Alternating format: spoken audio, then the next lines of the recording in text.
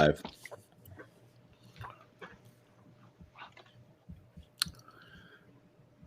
All right, welcome in everybody to a live Garden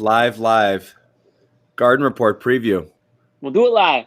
Off-season preview. We're going to do it live with Josue Pavone, Bobby Manning, Jimmy Toscano, and live as F. Yeah, and we've got some news, we've got some drama, we've got a lot of cool stuff actually going on right now. So we're going to talk about it all. We had breaking news today where the Sixers are going to sign Daryl Morey. That's good for them. I think potentially bad for the Celtics because that's not going to be a gong show organization. It's frightening. It's frightening for sure. Yeah. Facts. NBA. What's he won? Huh? What's Daryl Morey won? He hasn't won shit. 3 games against the Warriors. That means a Look at y'all lot. getting defensive already. Jeez, go ahead, John. Continue. Where everyone's already scared. Let's give him a second. We've got a grim picture of what NBA revenues might look like next year, how that's going to impact the offseason and next season. A start date that literally not a human being associated with the NBA thinks is a good idea. But those owners, except for owners. Because they want that dough, man. They want a full season. They need a lot. And again, obviously that's tied to the revenue here. They need as much revenue as they could possibly generate to make up for probably having at least half, if not an entire season without fans. It's going to be a grisly picture next year. But we're starting with our man Gordon Hayward, who, according to a report, could take the Al Horford approach. They're calling it an opt-out. We don't like hearing that name. Just to refresh everybody, in case you don't remember what Al Horford did, everyone assumed he'd opt in and or play ball, tear up his deal, and re-sign a new one, a team-friendly deal, because he's Al. He's awesome. He loves it here. And he didn't. And it almost screwed the Celtics. It ended up being actually a fortuitous thing that Horford left, and they don't have him on the books right now for 3 or 4 years. But Hayward might be looking to do the same thing, and this could be bad for a lot of reasons. You know what's the scary thing there is that the Atlanta Hawks are a team that Zach Lowe mentioned on that podcast where a lot of this guy. Right, this was with Lowe and Simmons for everybody out there. All right, Bobby Marks. Bobby Marks had a lot of the cap stuff there. So yeah, but Lowe was saying the vibe around, just to set the scene for everybody who doesn't know what we're talking about. Lowe was saying the vibe around Hayward is odd, and he can't quite place it, but that's what he compared it to Horford, which is nobody's quite get to happen here, but there's a vibe that he might be sniffing around, looking at his market right now, and wondering if when free agency comes, he's thinking, is the money out there that I don't know is going to be out there or not? Everyone's assuming the 36 million is the most he's going to get, and there's a vibe that he might be seeing it. Maybe I can lock something up right now. So, Bobby, go ahead. But yeah, I just wanted to provide background context for people. This links into some of the league stuff that we read about before we got on here too. The fact that a lot of the players this year aren't going to get their number salary. So Hayward, if he opted in, was going to be getting $34 million. He could lose as much as 30% of that, and maybe more with the numbers that we saw today. So it's in his interest financially to try to find some long-term guaranteed money beyond this year. So I think it's no mistake that there's a lot of noise around him right now, because there is a team in the Atlanta Hawks that I think is more intriguing for him than I think we gave credit to previously. They're not good, but they have $44 million in cap space. There's not a lot of players out there that they can kick that cap space back to future years with 1-year deals. And honestly, you look at this free agent market, Hayward's the best player, and it's not even close. Van Vliet maybe, but I'm with you. He's up there. Yeah, no question. That's a good point, Bobby. Yeah, I think if you're the Atlanta Hawks too, you want someone like Hayward, right? You want someone who could come in there, veteran experience, isn't going to be expected to be one of the top guys, mentor these young guys, because Atlanta, they believe they're there. They're ready to compete in the playoffs or at least take that next step. And I think Gordon Hayward would certainly push them forward, and especially what was the kind of money he's commanding. I mean, for what you're getting out of him, it's a pretty valuable contract moving forward. Of course, you have to hope he doesn't get hurt. That's the big what if here. But also another team that's out there who is not, it's not a team that everyone's crazy about. They're sort of one of the laughing stocks of the league. That's the New York Knicks.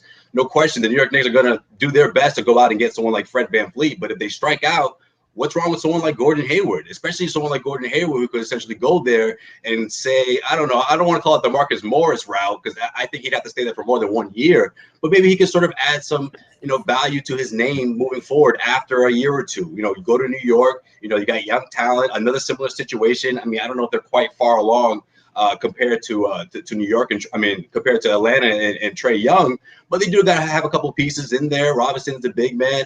Obviously RJ Barrett is their future. So there's a couple of options. I mean, those are the only two teams realistically I think could step up to the table and offer Hayward a 3-year deal that's not going to break the bank. Okay, but here's my question: does it make sense for Gordon Hayward? Is it just about money for Gordon Hayward? Because if it was just about money, wouldn't he have just re-signed with the Utah Jazz? I mean, isn't there a little bit more to the fit, the comfortability? He's got a big family now, 4 kids and a wife, and I know that family's huge for him. The Knicks are a tough organization to just jump in. I mean, talk about a team. Yeah, it's a lot of pressure. With a lot of pressure, screwy culture. Tough place to be, New York City, during a pandemic. On top of it all. Yeah, that's a good point. So I'm not sure if that's a good fit. Now, if you're Gordon Hayward, you opt out knowing something because Hayward's not a New York kind of guy, too, and you got. What about Robin though? Hey, you know the vibes. Come on, Robin Hayward. I don't see New York. Dude, she's in Indiana. So the thing.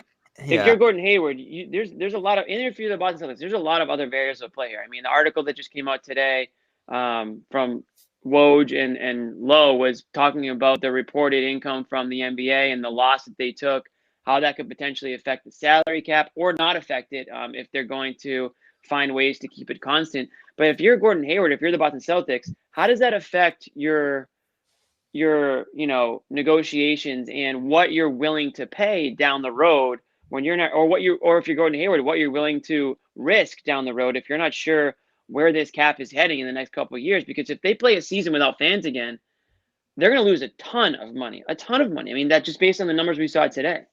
Yeah, well, I mean, we'll get to that in a minute because that is going to impact some things. But I mean, wouldn't that theoretically mean that Hayward, there's not going to be money out there for him next year? That to me, right. So for me, it's twofold. I don't see it mainly because he needs to show something. He's still a risk out there. I just don't see that. Yeah, like Bobby, you say he's the best player out there. Maybe, he hasn't put together a complete season in 4 years. That's a big deal. Before the shutdown, it's easy to forget that if you're watching the Celtics, but if you're looking at things from a different perspective, like a thirsty team like the Knicks or the Hawks, you're like, wait a minute, this guy could really help us out. You really think he returned also? That's an encouraging sign. Do you think Gordon Hayward puts one of these teams over the top? Like, to me, I don't see it at all. I think he's closer than a lot of guys. Hayward's a guy you spend. If you're another team, Hayward to me is the guy. If you're another team, you spend way more money than the value you're getting in order to bring him over. He's the type of guy that you're like, oh, we got somebody, and then fans are going to be like, we're paying this guy what? Like, I just don't. He's not that guy. He's not that guy. Well, he's good and he has value. And here's the thing. 2 things can be true. The Celtics can't replace him, even if he is overpaid here, and they don't get his money if he walks out the door. So it's a freaking disaster if he leaves. It's bad. The Celtics need him to stay, at least so they have the asset or the money or his value, because they can't replace it with the $8 million they're going to have to sign somebody if he leaves. He's immensely valuable to the Celtics. Some other team you think is going to pony up $30 million for this guy? I can't see it. I can't see it. The other thing is when you were comparing Al Horford to Gordon Hayward situation. Yeah, it's not going to take $30 million, man. It's a completely different situation. What do you think it is? 20 average, 30, 3 years, 60-something million. But that's what we're talking about. Why would he opt out then? That's what we're telling the Celtics.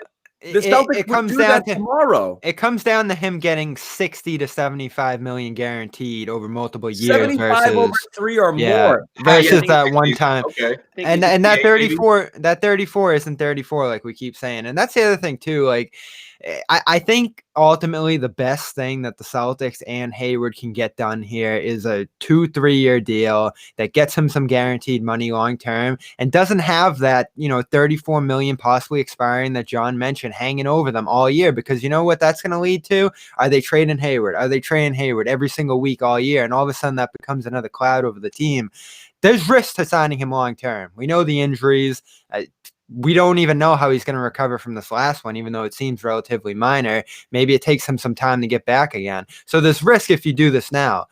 I just think it's the least riskiest of all of these, because if you lose him, it's a disaster. It's definitely. Yeah, but Bobby, it also could be a disaster in a couple of years. I mean, look, the money, we don't know what's going to look like in a couple of years. So Kemba could be too. I think you're maximizing right now. Maximize who? Okay. The team. Yeah, but how do you lock in all those guys? We're talking about 4 players making well over $25 million. This is not going to work. Well, I think you could get him back. Tatum's going to get the bag, right? We all agree with that? I mean, unless you guys for sure.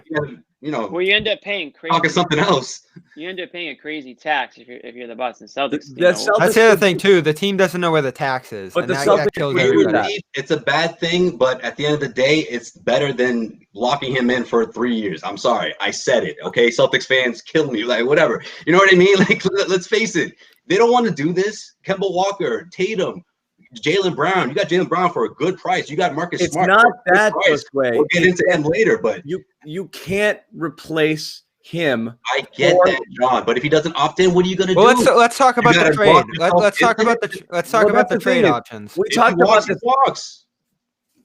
Jimmy must speak. I think what we should do, most likely to least likely scenarios, and I feel like it's still unlikely for him to opt out, because I think I think he might do it. Okay, fine. You might we can talk about it. Don't want that to happen, but all right, Jimmy, you rank them. No, I just want to say, sure. I think the first thing I think he opts in for this final year. It's a lot of money.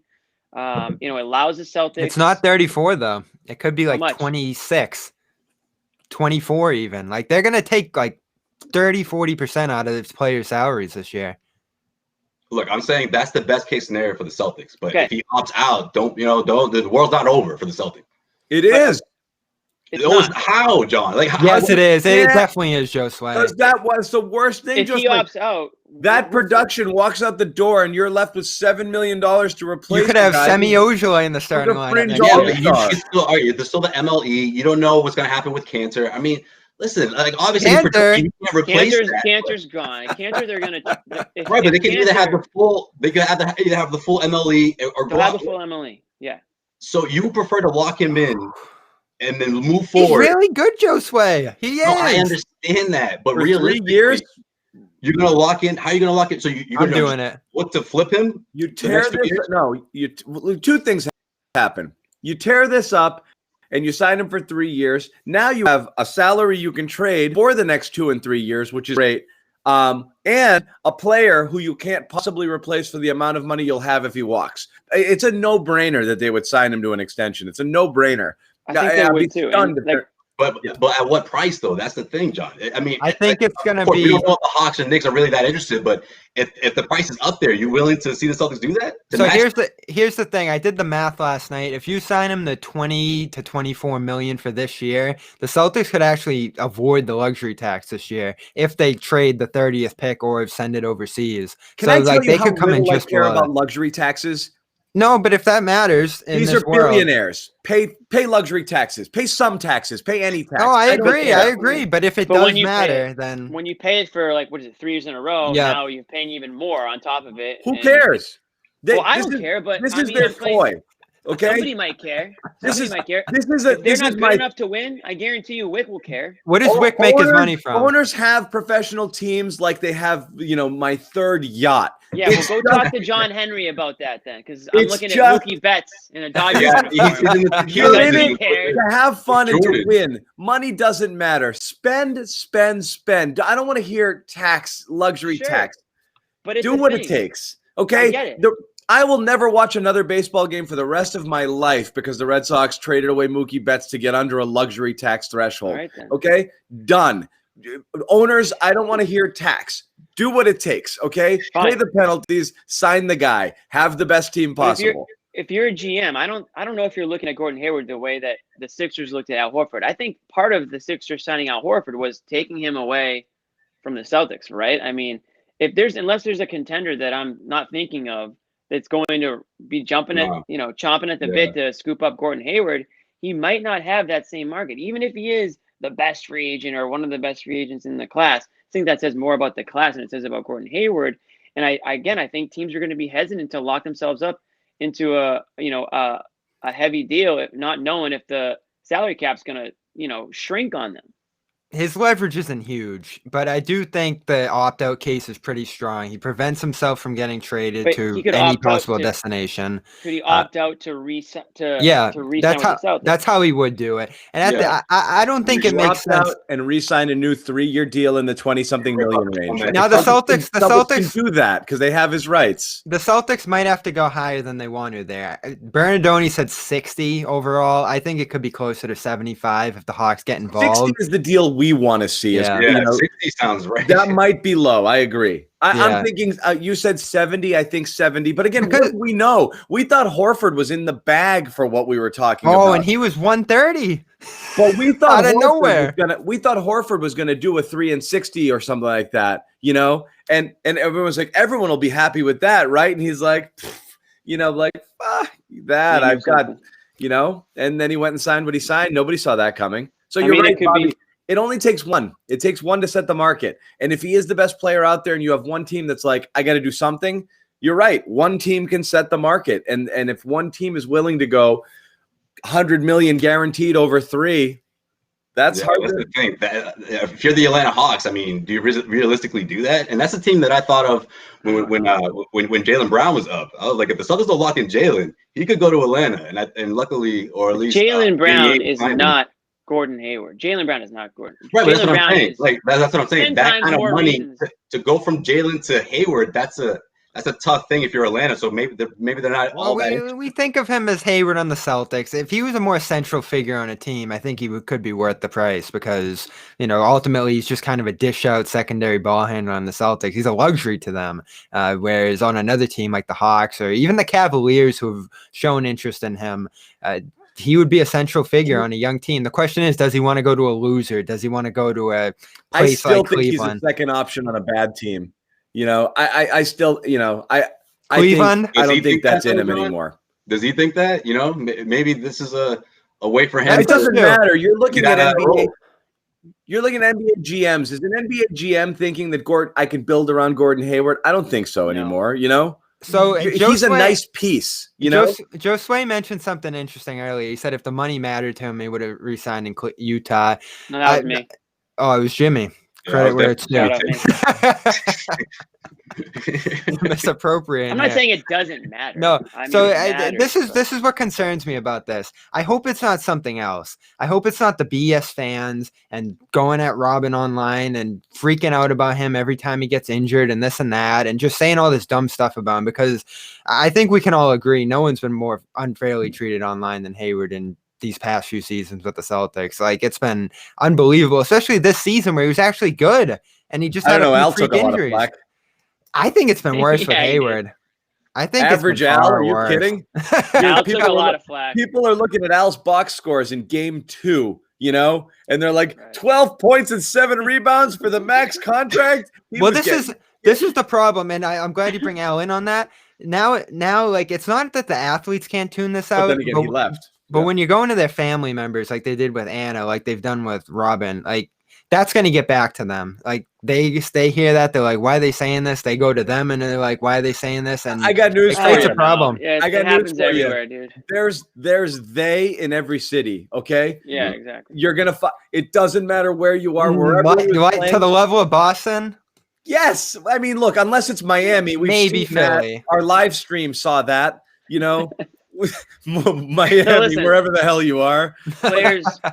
You think Toronto wouldn't be making jokes? Yeah, they'd be all over him. Yeah, professional athletes, they understand what it is now that they're all growing up in the social media era, and I'm sure that they coach their families and letting them know, hey, you want to put yourself out there like Anna Horford does. You want to put yourself in the middle of it all.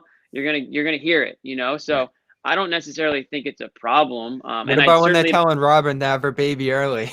Well, we might have done that too.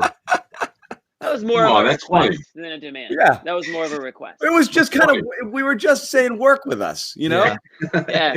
Meet us in the middle. You know, we want everything to go well, but, you know, just work it out.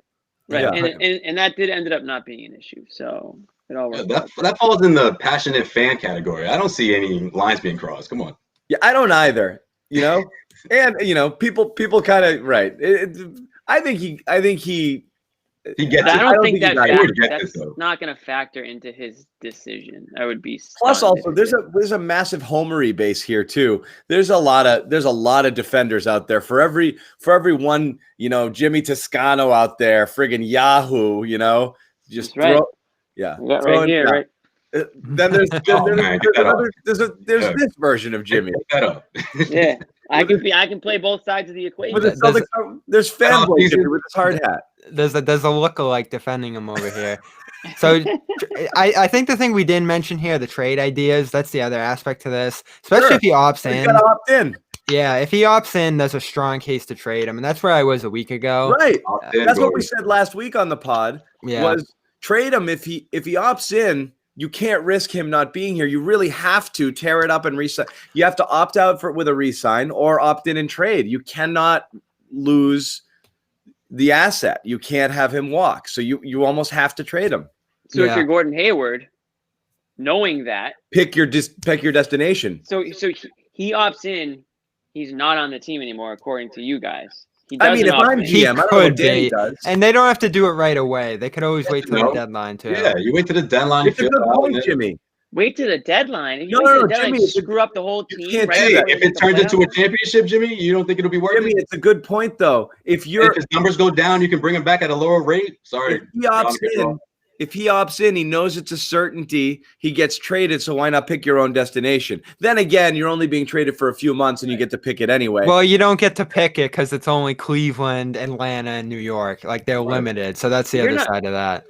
You're not going to trade him at the trade deadline. Is that what you said, Josue? No, I'm saying, like, if it was up to the trade deadline, that would be the last possibility. But then if there's nothing there, which probably won't be, you just keep him for the playoff run. And if it turns into a championship, who's going to complain? Well, no. If it turns into a championship, I don't think anybody would complain. But that's a massive if. You're not NBA Finals appearance. Maybe. I don't think you can treat this year as an all-in year. There's just too many other great teams. You're not. Like I said, you're building for 2023. Are you? That's what I keep looking at that target. Then trademark is smart. I keep looking at that time when you're going to have to surround Jalen and Jason with the team that's going to keep them here for the rest of their career. You also have this time right now, though, where Hayward's very good and Kemba's still very good. Why do you think they're so far from NBA Finals? Like, I'm not saying that. What I'm saying is the most important benchmark to me is that kind of 2.0 portion of their careers where you have to make sure you can't sell out for now and leave yourself holding the bag because you'll have nothing. Okay. Those guys will pal up and go to a cool city and see you later. And then you're friggin' back into the. So you're telling me if Gordon stays for another year, opts in, and then he leaves, the Celtics are doomed. They're no longer. You're not doomed. You've just lost another asset. You're out. Danny's out of draft picks now, so he's lost his capital. Right. You need that salary and or a player of his capabilities on the roster. And if you have nothing to replace it, it weakens you. That's all I'm saying. You don't have the picks. You don't have the trade. You don't have the picks. You don't have the salary to trade. You've got nothing. You have no trade. Look, if you don't have any cap space, so you can't improve. You got to hit a home run in the middle to late stages of a draft, which we are clearly seeing has not happened. This is the only thing I'm worried about is Atlanta. If Atlanta doesn't do it, then I think the Celtics can sort of maybe not name their price, but they can work with Hayward and they'll get it for a reasonable price. But that's the only thing I'm really worried about is the Hawks. And even if Atlanta does pursue him, you'll have to pay a little bit more. But I still think you should do it. I still think you should do it. Where else are you going to put that money? As long as it's 3 years or less, because 2023, you're going to want a lot of money coming off the books. I think Smart comes up after 22. But the other reason you might want to trade him is if you get a Miles Turner back, if you get a TJ Leaf or some of these other guys from the Pacers, they're not great, but they're tradable assets into the future. You could trade those guys in 2021. You could trade those guys in 2022. If you lose Hayward, what are you talking about for trade assets? Smart, and that's it. Because you're not moving Brown, you're not moving Tatum, and unless you hit a home run in the draft, how are you going to improve? Exactly. So they're in a really tough spot. I think that wrinkle of like him sniffing around, I think the dilemma we were looking at last week was very much, opt in and then risk trading him and possibly getting worse because you're not going to get the same value back in return in a trade. And that would have been the dilemma. You take one step back in order to maybe take 2 steps forward down the road. Now, when you enter in this new report and this new vibe of like him looking for that Horford scenario, I think it really just changed the dynamic because, now it's like, shit, we need him. So, this kills me though, and disagree with me if you want here.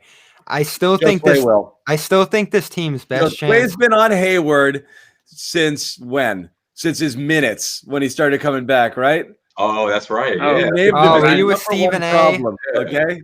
He was the problem in 2019. That's true. He's gonna rip it off, and there's gonna be a Jay Crowder jersey underneath that sweatshirt right now. Okay. It's been personal since we ran Jay out of town to bring Hayward. I'm actually gonna. I'll hang it up here next time. Jay Crowder, for what he's getting paid, y'all would love some Jay right about now. Jay was great in the finals. I wouldn't. Or not the finals, the rest of the playoffs. No, I still think the Celtics' best chance to win a championship is having Brown, Smart, Hayward, Kemba, and Tatum healthy all at the same time, which we never saw last year. We got Doc Rivers here. Might be a pipe dream. Never lost a playoff series when healthy. Yeah. That, right. And you might never get to that, but I still think you want to give it another shot. And that's why I think the long-term extension is the best move here. Yeah. I mean, all right.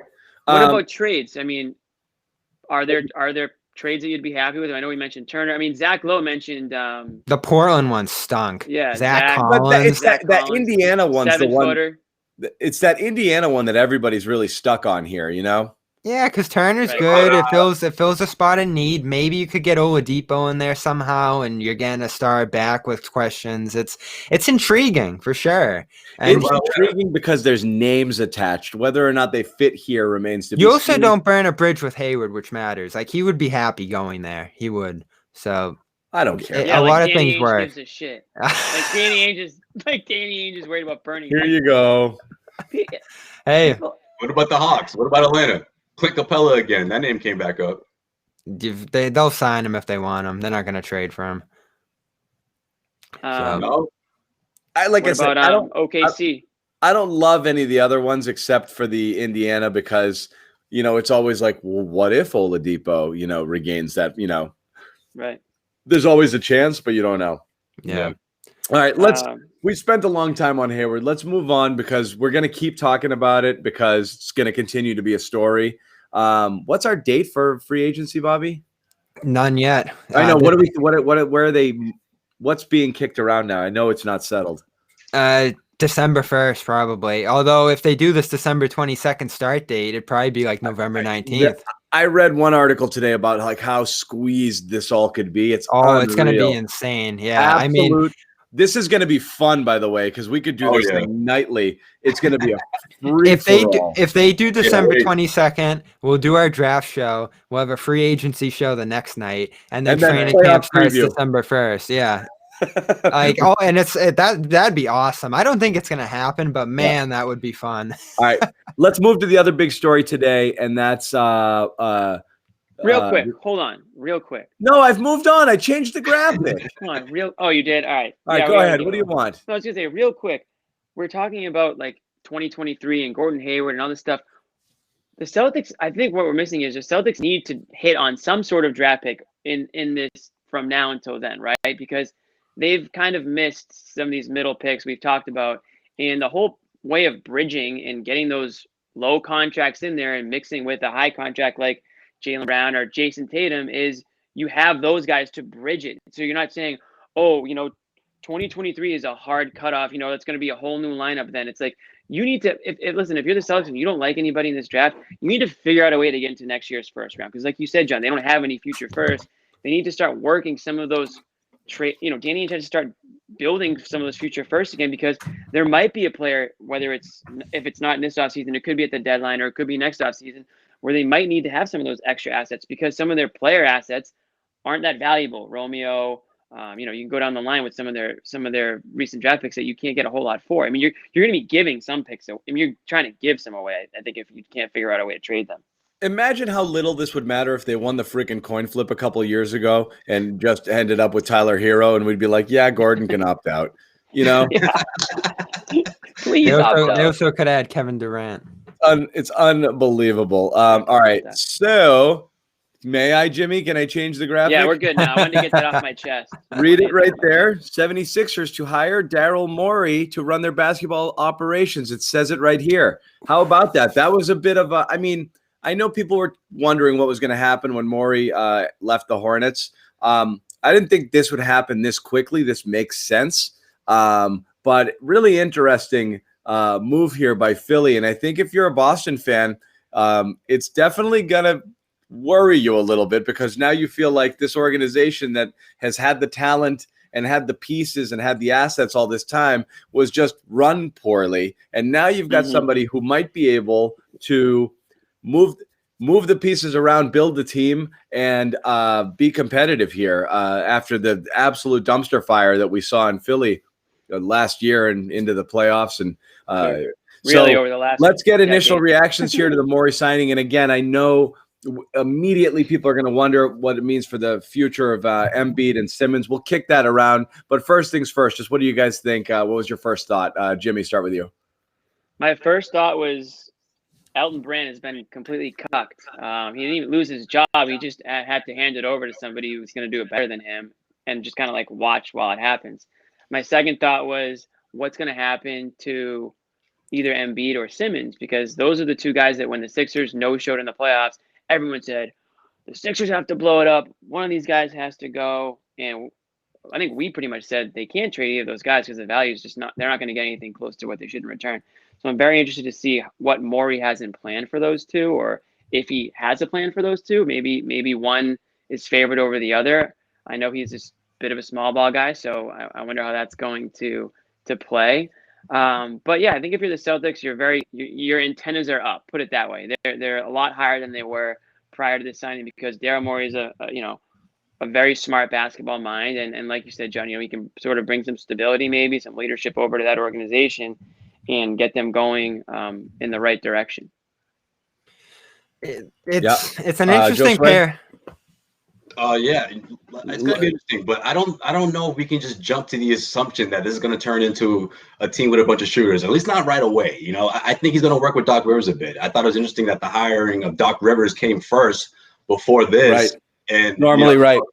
You pick your coach, and I think moving forward, Doc Rivers, I don't know, something tells me that they're gonna have to blow this thing up. I mean, I think Doc Rivers had Ben Simmons in mind. I think that had a big part of his decision to go over there. I think he wants to mentor him. Doc's a big point guard guy, superstar point guards. He loves them. I think this is sort of his next challenge, his next project, years removed from Chris Paul.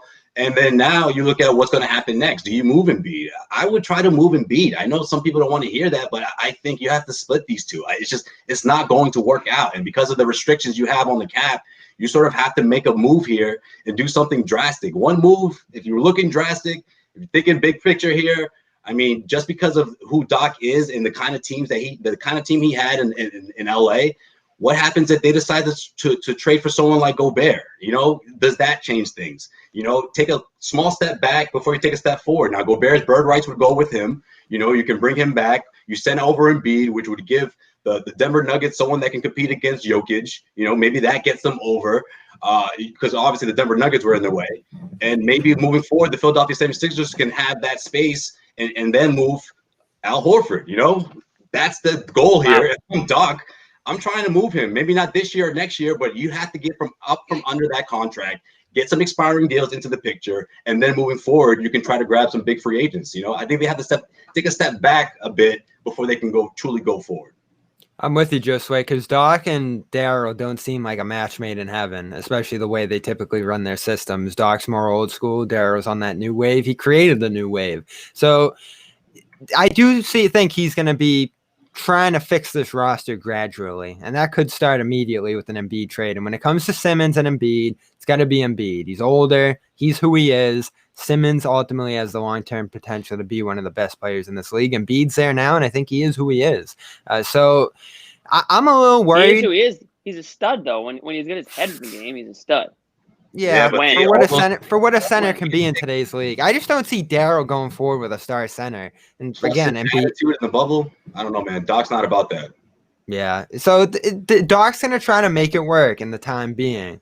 I just think Daryl's gonna have some bigger plans long term, get the draft capital up, try to position themselves for a big trade like he did with James Harden in the past, and in the meantime, maybe bring in some shooters and get this closer to being an operation to what he had in Houston. And that's what I think. I think anything and everything you can do to get out from Horford is job one if you can. The problem.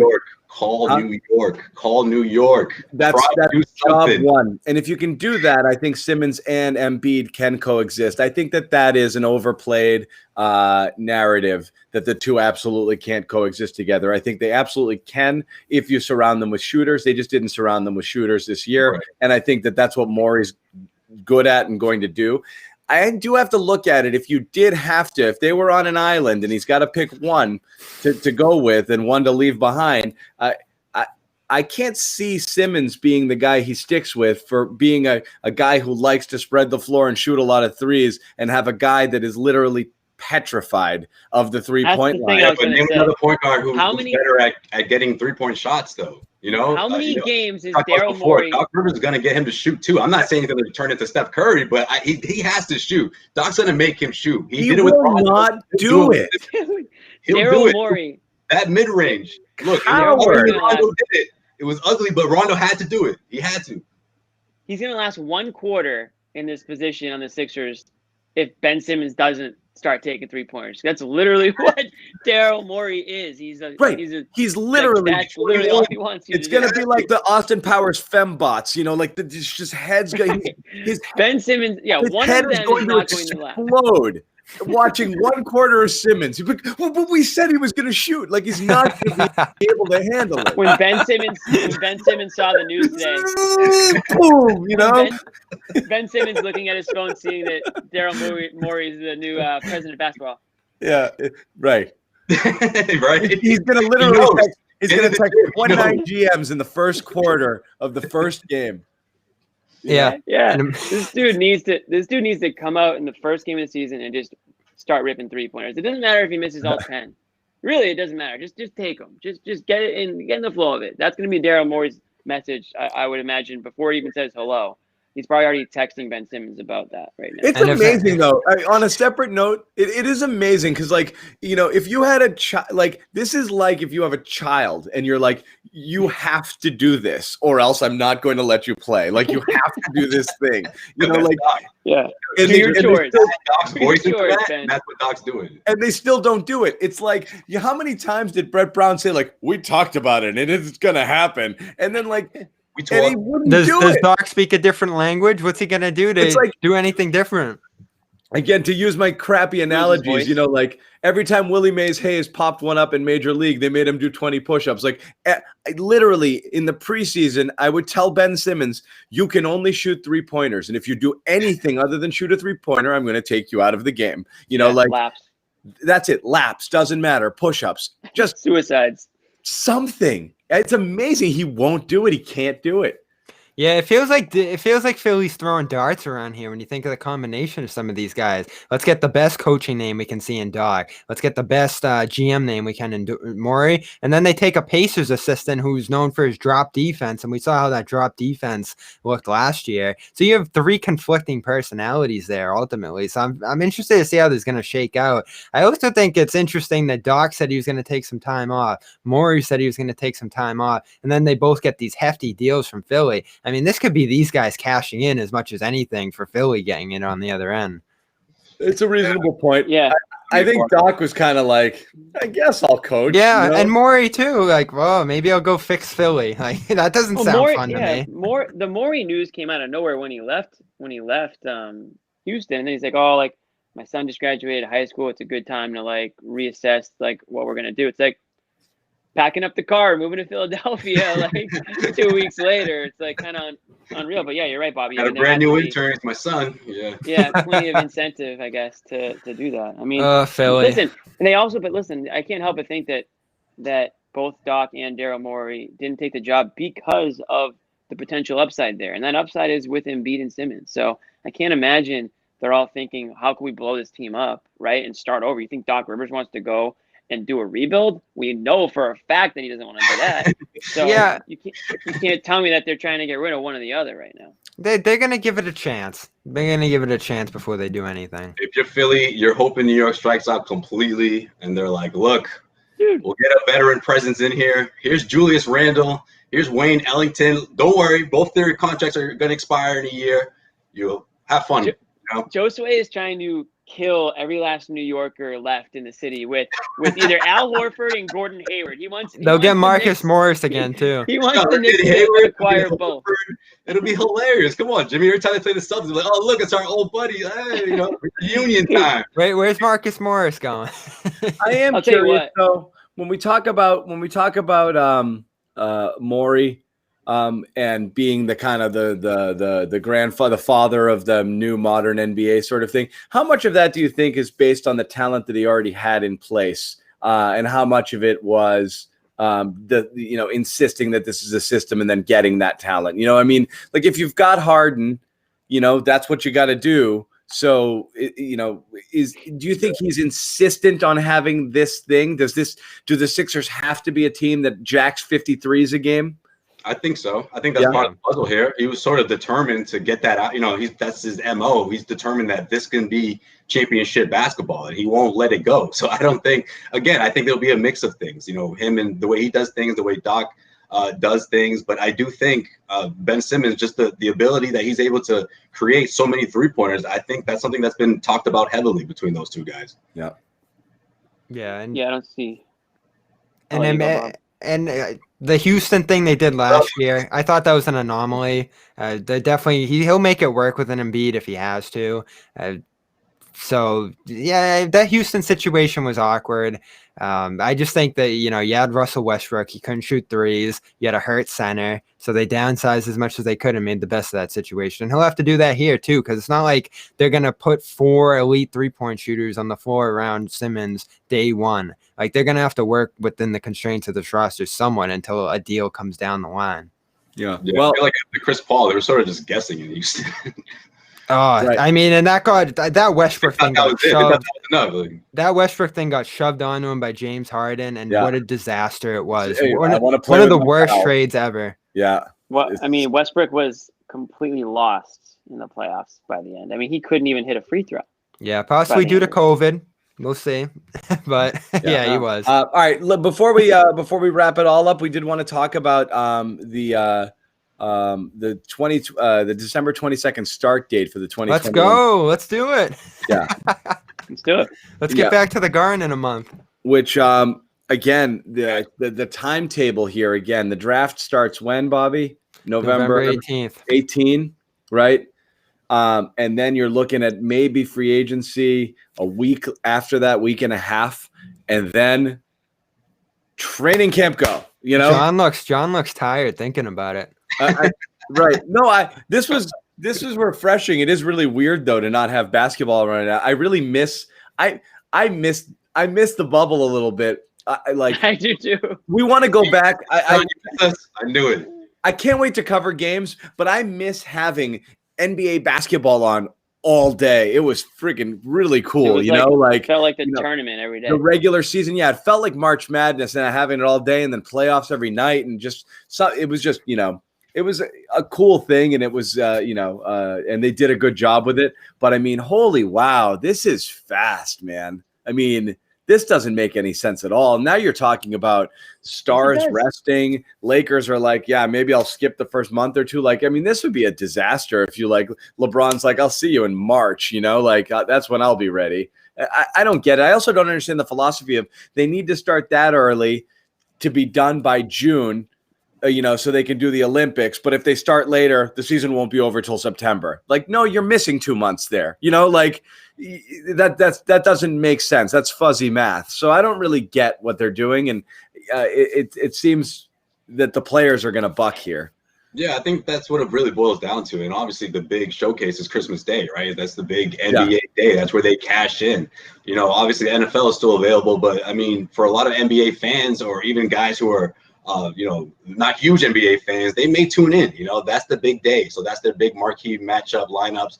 And that's the day I think you'll see all the superstars play. After that, yeah, John, to your point, complete rest mode, especially for the champion Lakers. I mean, that's a lot to put on these guys' body. And of course, LeBron James did miss the postseason in 2019. But I mean, if you're the Los Angeles Lakers, you'd be crazy to put your complete team out there. But for a team like the Golden State Warriors, maybe that helps them in the beginning. You know, maybe that gets them off to the right foot while the other teams catch up, and they may struggle a bit. But you know, that'll get them going out from, you know, right out of the gate. But it'll make for an interesting start to the NBA season for sure, to see where every single team is at respectively. All right. Yeah. So I don't think it's crazy. I think it makes a lot of sense. I mean, Josue already talked, and I pretty much agree with you completely, Josue, that, and what I said when we were predicting when the next season would start, I always said Christmas Day, Christmas Day. Basketball and Christmas Day are like peanut butter and jelly, right? And if you're the NBA, you're trying to figure out ways that you're going to make money next season because you're not anticipating full arenas. You need to make your money through advertising and ratings, right? And if all you have to do is show the players, hey, this is how much money we lost this year. I think it was $800 million alone just in not having fans. And they only didn't have fans for what? The last 10 games of the regular season in the playoffs. Now you're going to talk about 72 games in the playoffs or whatever it is. You have a percentage of fans. So you're going to lose a ton of money on fans. You need to figure out other ways to make money. So that's the NBA saying, listen, players, okay, fine. You don't want to start Christmas Day. You want to start middle of January or February. Fine. This is how much money you're going to lose out on, because guess what?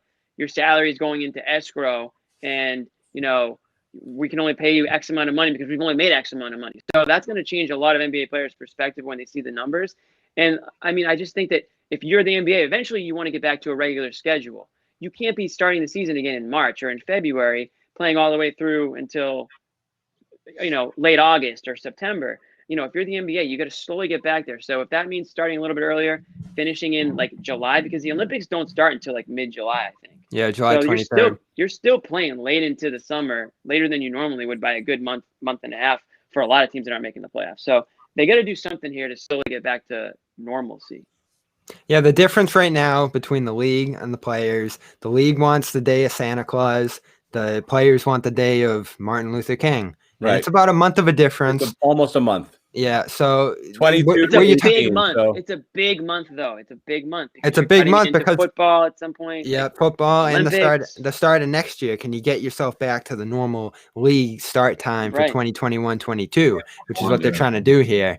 And they're already knocking down games, right? They're going to go from 82 to 72 this season. So like they're already sort of saying, "Hey, players, we'll do you a little bit solid here. We'll take some games off of this, but we got to start sooner than." And let's not forget, we're talking about a handful of teams, and LeBron's. He is the NBA, so he's the most vocal. But there are a ton of teams where that start date is not going to affect them one iota. 8 teams out of 30 haven't played since March 11th. That's what people forget, and it's easy to forget the Cavaliers. March 11th. I can't blame them. Right. The other guys were playing last week. No, that's not true. The regular season was what? I mean, we're talking a handful of games, and then first round of the playoffs. Those guys have been out for a while. We're talking about not just that too. All but we're probably talking about 16 playoff teams. All but the Final Four. All but the final, like 8 teams, let's say. Even the ones who played in the bubble and didn't make the playoffs were there for a freaking week, 2 weeks, you know? So they stopped playing in March, then they played a tournament for 2 weeks. Right. And Zion played 3 games. So really, you're talking about a hugely disproportionate disadvantage for the Final 4 and 8 teams. Hey, and you know what, LeBron? Maybe take your month off. Levels the playing field a little bit, right? We're talking about the best teams, anyways. And you're socialist. This LeBron threat too. Stealing from the rich, baby. You don't think LeBron's gonna skip Christmas Day? I mean, with this month holdout that he's talking about, he's not gonna show up for Christmas, or is he just gonna go to Christmas and wait till Martin Luther King Day and be a holiday worker? What was the first thing LeBron said? Probably. What was the first thing LeBron said when somebody said, "Oh, they're talking about continuing the season without the fans"? Well, LeBron said, great. "No chance I'm playing an NBA game without the fans." Who played more NBA games without the fans than LeBron? I think he probably played the most. So, I mean, listen, players are going to react the way they're going to react. Sure, like that makes sense. that's a normal reaction if you're the Lakers. You're a week off from winning the title, and you got to go back to work in 3 weeks. So I understand that reaction, but it's so soon. It's gonna happen. What did, who was it? Was it Marcus Morris? Damn, I forget who said it. But what was it? Right before they started things in Orlando. Hey, if LeBron says we're playing, we're playing. Yeah. Right. Well, you know, there's other people opposing this too: trainers, executives, coaches, everybody. Trainers. What are the trainers saying? You don't want. Yeah, right. Yeah, let's make sure we get their opinion. You don't want for the guard report. We've got our finger on the pulse of the trainer. You don't want some more Jason Tatum, Drew Hanlon training in the next month. True. That's gonna throw the whole thing off the track. You're telling me. Hey, you're telling me. I mentioned some other names in there too. No one wants this but the owners. And Brian too. NBA champion Lakers won't be happy to take the stage on Christmas. I think they do. I'm in support of this. I'm all for December 22nd, but just because I want to get back to the Garden. Who knows if that's going to happen? The other thing here is fans.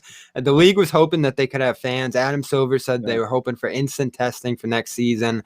If we're talking January versus December, vaccine, any of that stuff, like none of those things are coming, whether they do January or December. So you might as well do December. They can wait till March and try to get fans in there for March, but if it doesn't happen, you just waited for 3 months for nothing. So why not do the early date? I think initially they really had their fingers crossed, hoping that they would have fans. Like, I think they were banking on that, at least a couple thousand or something. Just let us have some fans, because they know a lot of the revenue, that's where it comes from. I mean, uniforms, things that are purchased.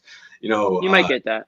The NBA, I mean, yeah, you might get some of that, but they lost a lot of that. A lot of these purchases, a lot of the stuff, concessions, that all that is included. And then you look at where we are now, not a lot has changed. They're not going to open the doors for fans just like that, especially what are we, a couple of months away. So I think that really changed things for the NBA. And they're like, look, we have to do Christmas now. They're going to have to allow. They're going to have. I'm saying they have. I would go another bubble in Florida, started in February, play all the games outside with fans and reporters. Sweet. Outside CLNS. Or they could, get they could get the CLNS peanut gallery to produce the crowd noise. They'll just have to change the rules. We can do Outdoor that. Games would be unreal. You get the weather's in play now. I love it. Ripping butts. Play it at Rucker. Play it Rucker, dude. That'd be an awesome wrinkle. Like, we'll play with fans outside. Yeah, that's the only way we'll do an all. At least that should be the All-Star game. Yeah, if they want to have an All-Star game. That'd be awesome. Where is it? Yeah. We never thought they'd do the bubble, and they did. So get creative. You gotta get creative. I think we can all agree that the bubble was a great success. Not to bring back Borat, but it won't be renewed. I don't think. You don't think? No, I don't think you'll get the players to do a full season in the bubble. No. Probably not. No chance. I don't think it's even being discussed. They're gonna have to get creative with travel, how teams are traveling. I heard they're going to try to do maybe like baseball in here, but the problem is you're going into indoor spaces now, and it's different. What do you guys think of this? The main problem is you're letting the players live their lives. What's gonna happen. So and look what just happened at the World Series bubble. You're gonna deal with COVID, people getting COVID. That's going to happen. Wait, what were you gonna say? So. This is one thing that crossed my mind a couple of days ago. And this is only because this was an idea that was thrown out there before the bubble, right? Remember all those wacky ideas that were out there? People were talking about little mini tournaments and whatnot. What if the NBA were to start the regular season where teams had to face their division opponents for a couple of weeks? That will minimize travel. You don't have to go too far. I mean, look at Boston. We're talking Boston, New York, Toronto, a little far, but Philly. Toronto won't be in Toronto. Traveling. What's that? That's what we have to talk about too. Right? Where's Toronto going? Louisville just got knocked off the table, baby. Wherever they'll be, or what is it? We're talking about Kansas City, whatever. I mean, I think divisions toast though. Aren't we rest in peace divisions? And could be a possibility, maybe just to start things, and then play the rest of the teams play each other. I mean, obviously East and West are already limited, and maybe you cut that back a little bit, but for the most part, you'll see somewhat of what we're used to. Let's bring the Raptors to Boston. Let's do it. Bobby would love that. He's looking for the brand. He's like, where's Toronto on that one? They need a new home. Boston. We've had 2 teams before in a league. Let's do it. Two straight thoughts just to end it. One, Portland. We talked about talked about the bubble. It is amazing that it went off the way that it did, and it really only happened because Keith Smith of Celtics blog wrote it into existence, which is frigging phenomenal. You know, a guy was like, "Hey, why don't they just do it down there?" Wrote about why it would work. NBA thought that's a phenomenal idea. Then they did it. Really, we're still waiting for Keith to get his due, and he didn't. They he didn't even get an invite. They sent him a note. You know, like. Somebody sent him like something, said thanks, but that's it. But Disney got $190 million from that transaction. So and he just wrote it into existence, and it happened, which is amazing. You think they let him have a couple of guests or not? He made a lot of people a lot of money. I hope he gets his fair share. Unbelievable, right? Number 2, and we didn't talk about it on this pod, but we will eventually. Is I do think one of the things to look forward to. They posted odds for the season in terms of Eastern Conference. And I will save this full discussion for the next one. But it was the Milwaukee won in the East, the team most likely to make the finals, followed by the Celtics tied with the Nets. And I think that Nets dynamic is going to be so interesting. So I do want to get into that in the next podcast. I just want to leave everybody with this one tweet from John Hollinger. We're going to do a full podcast bashing the Nets. I can't wait. So just as a little primer, John Hollinger, who writes for The Athletic now, had this tweet, which I thought was great. It was, or I think he said this on a podcast. The Nets have Kevin Durant. This is about the Nets. Everyone's saying they're going to be great next year. But and he put it into perspective. The Nets have Kevin Durant recovering from an Achilles injury, Kyrie Irving recovering from a shoulder injury, and 15 other players recovering from spending a year with Kyrie Irving. Yeah. And now, so true. Yeah, that'll go over real well. I love it. Now they got their month of trade rumors coming too. The guys coming off of surgeries are the poor bastards who were healthy all year that had to sit and deal with Kyrie Irving for a year. We haven't even gone through trade season with them yet. And have to right. Kyrie's basically said, we got to get rid of all these other, like Jared Allen. So there could be a fire still over there, but we'll get into that. That's the other thing. One trade's been reported. One trade that hasn't been officially done, but I guess it's been talked out. What are the odds that's the Nets? Yeah, right. Who knows? But like I said, we can go on them for a while, but I want to get into that in the next one. We'll see if there's more NBA news, but we had a ton here. Gordon Hayward, we don't know what's going to happen. We'll keep talking about it. Daryl Morey to the Sixers, interesting dynamic. Could shift things around in the East, so we'll see what happens there. Could create some interesting player movement if people do what Morey thinks he might do and come in there and start to shake it up. And obviously could make the Sixers a little bit more competitive here with the Celtics in the East. Maybe give him a pulse. It puts them back, it gives them that kick that they might need. And then the NBA trying to rush through the start date. We've got the draft coming up. We've got free agency right after it. And then bang, we're off and running. So, we're almost in full swing. Bobby is doing his homework. So we are going to get some draft talk soon. Right, Bobby? For sure. Yeah. Okay. So we'll start talking about some prospects too. They're here at 14. We want to see them trade up. So we're going to look at guys they might get up to 6, 7, 8, 9 range and we'll start telling you about these guys and maybe get a little excitement going. We'll see what happens there. Again, could be more talks of trading Golden State with the 2. We'll see there, but there's tons still going on. We'll be talking about it throughout the very short off season with Josue Pavone, Heavy.com, Jimmy Toscano, Bobby Manning from Celtics blog and CLNS Media. I'm John Zanis. We will see you guys next time.